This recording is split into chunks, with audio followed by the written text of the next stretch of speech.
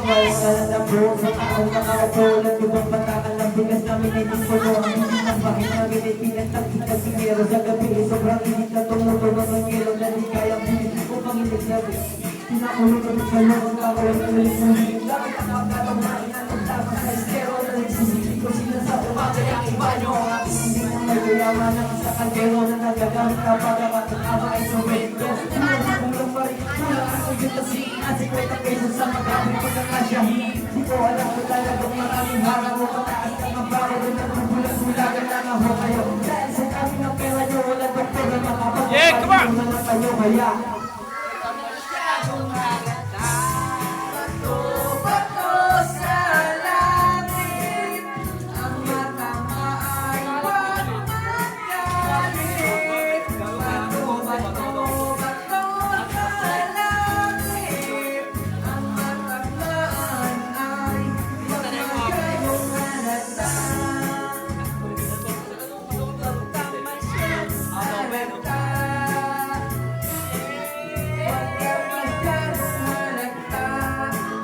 Yeah, come on, come on, come on!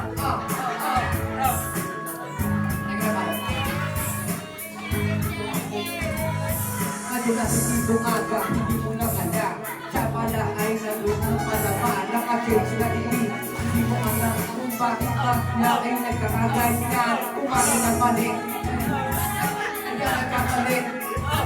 Si Kuya Ronatin ang naman napakapasayaw. Gumalaw na ngayon, hindi ko aga. Yeah, come on!